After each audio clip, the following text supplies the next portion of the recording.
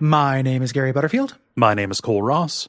And you're listening to Real Lich Hours, the Baldur's Gate 3 podcast with art by Jane Dale and music by Gwen Static.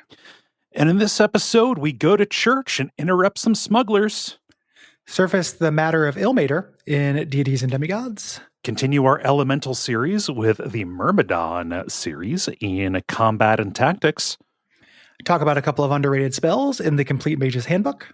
Talk about damage resistance in Sage Advice. Trust the Tressum in Fiend Folio. And finally, we read one of your comments in the forum. It's a packed episode. It is a packed episode. Several of these segments are short, but that's just how it works from time to time. Yes. We are finishing up the Rivington zone here before we get to the kind of border area with the city proper. And we have a bunch of different little quest threads that send us in this direction. Last episode, we went to the circus, but we also have a murder that we've heard tell about and some letters to fetch. Yeah. So, yeah. And everything is pointing here to this church, which is undergoing a crisis just like the rest of the town. Yes. You know, it is a church to Illmater. They are for the suffering. They want to ease it, but they are currently unable to for the refugees because, well, you know, their head priest got killed. Yep, they got murdered. This is a place where the refugees are gathered out front. This is a place where ordinarily they would be able to, you know, to find succor, to be able to find relief. However, the church is closed.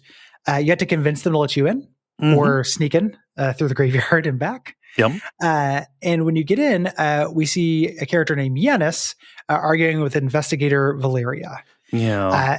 And Valeria is a Holophant. And a character that has shown up in the lore before, previous to this game. Holophants are flying elephants. Yep. We're a little crowded for Fiend Folio stuff right now, so we'll get to the Holophants and explain them. It's something in like a flying tree trunks. I think this is a new monster to D&D, or at least not by prime time. They've been around since 1E. Yeah. Yeah. It's weird. I never ran into them. I first saw this monster in the prequel adventure to this game. Levi ran us through Descent into Avernus, and there's one of these things in there. Yeah. These are like good planar beings. Like this guy has been sent down, or not guy. This being has been sent down in order to, you know, figure out what's going on with the high, you know, one of the main high priests of this high religion. But they're not great. They look like something that would fly around in shoot 'em up patterns around a Bayonetta boss. Yeah. Like, you know how every once in a while a Bayonetta boss is just like a big angel that like blows a big horn? A bunch of Holophants would pop out of the horn. Yes. In that. Yeah. Valeria is here, and Valeria wants to call it a day.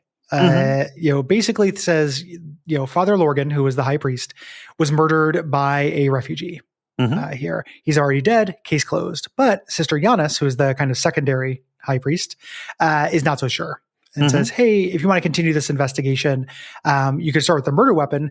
The so-called investigator never found the murder weapon. We'll go spend some time with Valeria in the next episode as well.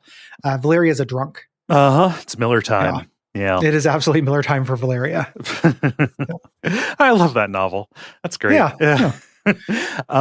So we can agree to investigate this, and we can go pretty much anywhere in the church to figure out what happened, though there is not much of interest above ground. No.